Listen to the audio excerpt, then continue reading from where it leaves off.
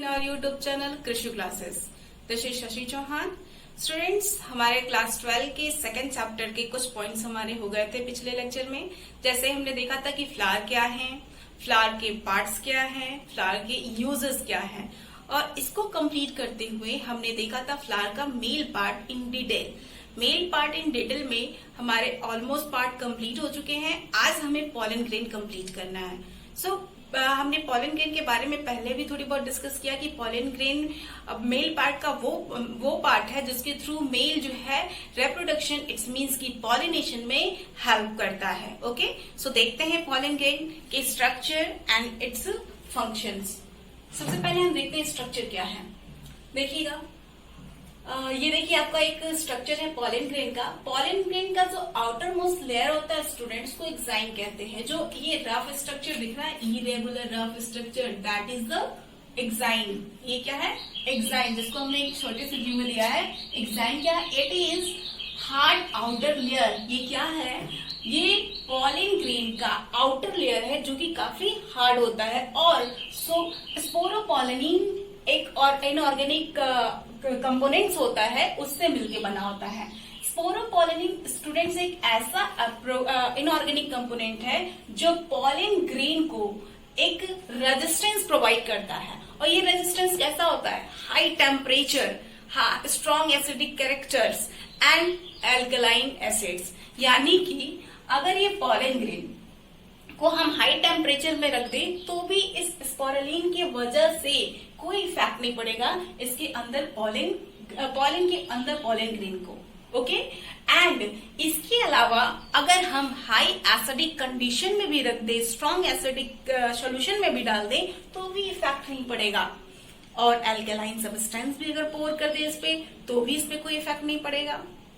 यही रीजन है कि स्टूडेंट्स की जब किसी प्लांट का फॉसिलाइजेशन होता है, स्पेशली पॉलन ग्रेन का फॉसिलाइजेशन होता है, तो हम क्या देखते हैं कि पॉलन ग्रेन पॉलन के अंदर बिल्कुल सेफ वहां पे मौजूद होता है। Reason is sporopollenin. ये स्पोरोपोलिन इसको बहुत लंबे समय तक प्रोटेक्ट करके रखता है।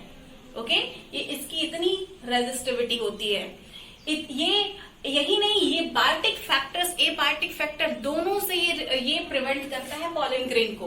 ओके स्टूडेंट्स, नेक्स्ट है नीचे वाला इसके इनर पार्ट जो सर्कुलर शेप में है, इसको हम इंटाइन कहते हैं। ये देखिएगा, जो सर्कुलर शेप है इसका रफ स्ट्रक्चर नहीं है, प्लेन स्ट्रक्चर है, तो उसको बोलते हैं इंटाइन। देखिए इधर, it is the inner wall which is thin and continuous. हमने बताया अभी ये क्या है? कंटिन्यूअस लेयर है। दिख रहा है आपको? ये क्या होता है? थीन होता है, कंटिन्यूअस लेयर होती है जो कि सेलुलोज, ये ध्यान रखिएगा, सेलुलोज और पैक्टीन की बनी होती है। कौन? इंटाइन जो होती है सेलुलोज और पैक्टीन की बनी होती है। ये भी काफी हार्ड केमिकल्स होते हैं स्टूडेंट, जो पॉलन ग्रेन को प्रोटेक्ट करने में हेल्प करते हैं। ओके, तो हमने देखा क्या? एक्साइन जो है स्पोरोपोलिन से बना होता है। ये आपसे पूछा जा सकता है क्वेश्चन कि एक्साइन किससे मिलके बना होता है।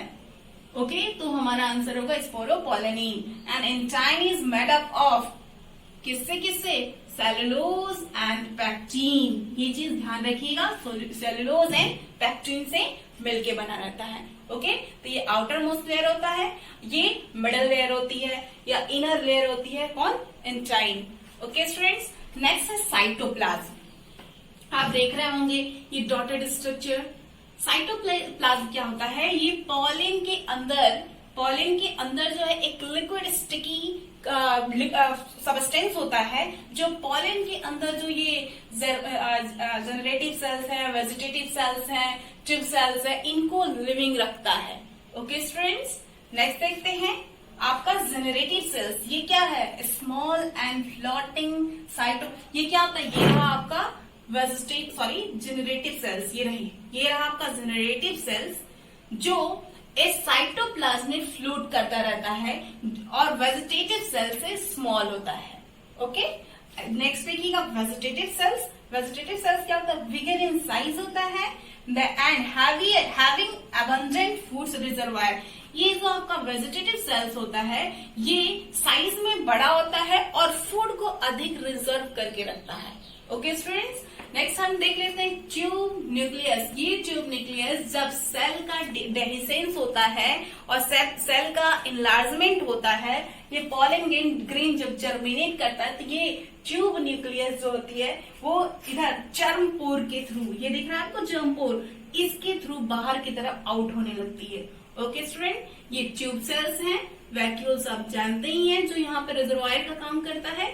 ओके, और ये जर्मपोर जो इस पॉलन ग्रेन को जर्मिनेट करके न्यू प्लांट में कन्वर्ट करता है। ओके स्टूडेंट्स, अब हम देखेंगे कि पॉलन ग्रेन की वियाबिलिटी क्या होती है। सो स्टूडेंट, पॉलन एबिलिटी क्या है? पॉलन एबिलिटी, हम वियाबिलिटी को जरा सा हम थोड़ी सा अगर डिफरेंशिएट कर दे तो हमें यही पता चल जाएगा कि है क्या। वायाबिलिटी, वाया इसको हम ले लें, that is the life, and ability means क्षमता, इट्स मीन्स क्या? स्टैमिना।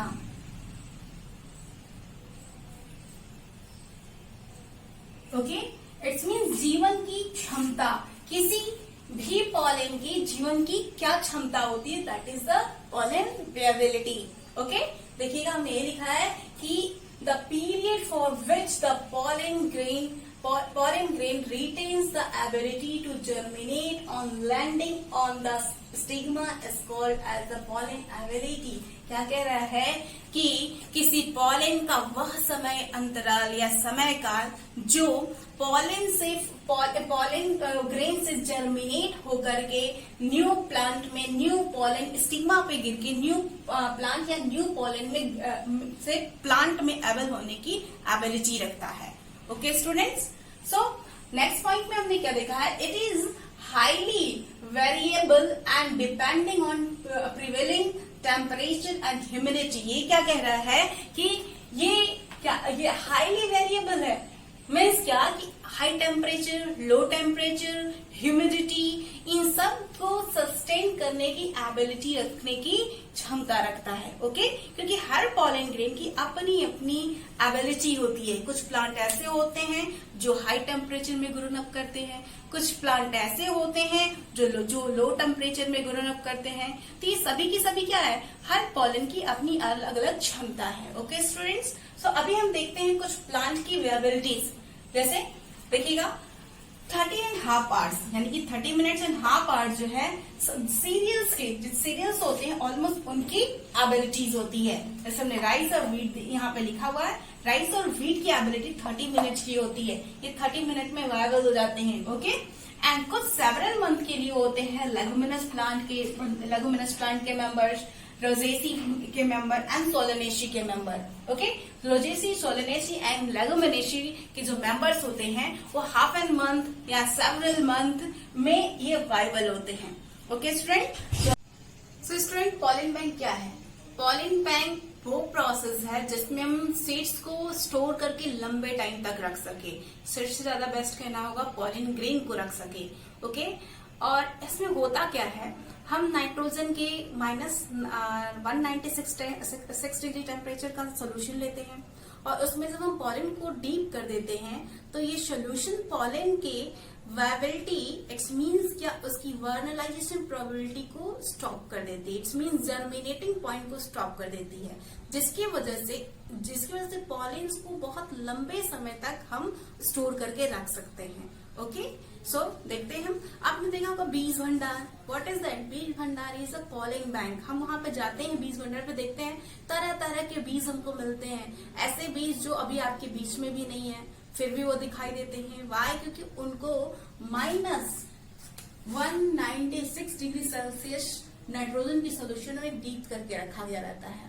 ओके स्टूडेंट, ताकि वो उसमें सुरक्षित रखे। ये क्वेश्चन एक टाइम का AIPMG का क्वेश्चन है कि पॉलिन्स आर स्टोर्ड इन किसमें?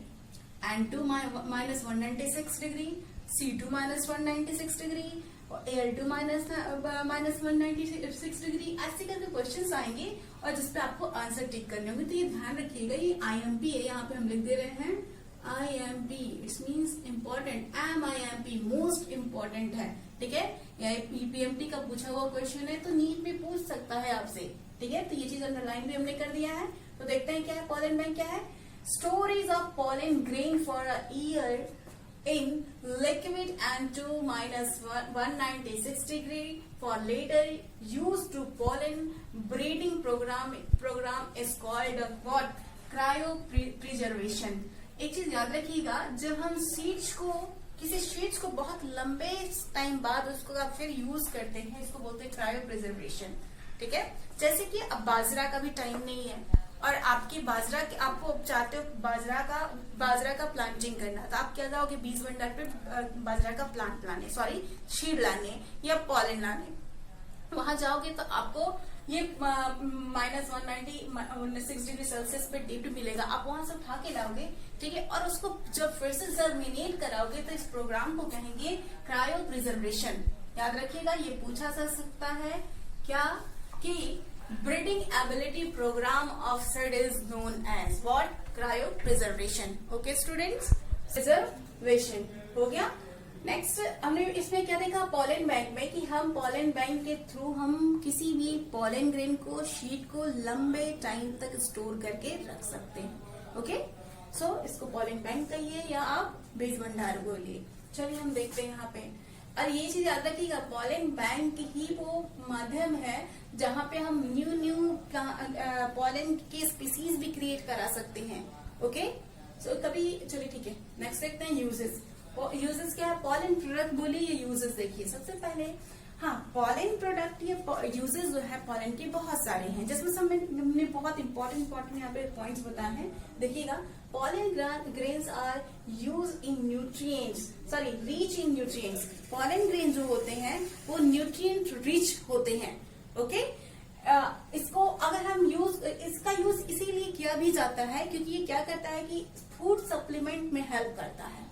ओके स्टूडेंट, देखिएगा ये नेक्स्ट पॉइंट देखिएगा, consumed by the athletes and race horses for the increasing performance. याद रखिएगा, पहले के टाइम में अभी तो स्टॉप कर दिया गया है, लेकिन कुछ टाइम पहले एथलीस्ट या हॉर्स रेसेस जब हुआ करती थी तो हॉर्स को और एथलीट्स को पॉलन ग्रेन्स के यही सप्लीमेंट्स उनको प्रोवाइड किए जाते थे, जिससे क्या होती थी कि उनकी एथलेटिक यानी कि रनिंग कैपेसिटी बढ़ जाती थी, किसकी? एथलीट्स की एंड हॉर्सेस की। ओके स्टूडेंट्स, नेक्स्ट देखिएगा, स्टैमिना बढ़ जाता था। नेक्स्ट देखिएगा, अभी इस समय ना in recent year it is use as a pollen tablet syrup as a food supplement. अभी स्टूडेंट्स कुछ सालों में अभी जो है पॉलन ग्रेन का, पहले तो हम पॉलन ग्रेन जो है एज यूजुअल पॉलन ग्रेन के फॉर्म में ही इस्तेमाल करते थे, लेकिन अभी हमारी साइंस ने इतना ज्यादा डेवलप कर लिया है कि इसकी टैबलेट वेस्टर्न कंट्रीज में इसके tablet syrup as a food supplement use किए जा रहे हैं। लोग टैबलेट का भी इस्तेमाल, जैसे पॉलन बी, याद रखिए पॉलन बी जो कि आपके एनसीईआरटी में है, ये एक टैबलेट है जिसका इस्तेमाल एथलीट्स किया करते थे अभी कुछ टाइम पहले। अभी तो स्टॉप कर दिया गया है, बट ये कुछ टाइम तक ये क्या था, ये बहुत ही प्रचलन में था।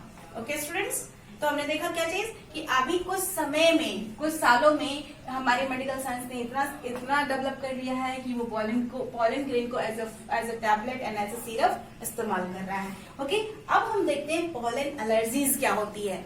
स्टूडेंट्स, पॉलन ग्रेन जो होते हैं हर इंसान को पॉलन ग्रेन सूट नहीं करते हैं। बहुत ऐसे इंसान हैं जिनको पॉलन एलर्जीज होती है, या कई ऐसे प्लांट हैं जो एलर्जीज क्रिएट करते ही हैं, जैसे एमरैंथस हो गया।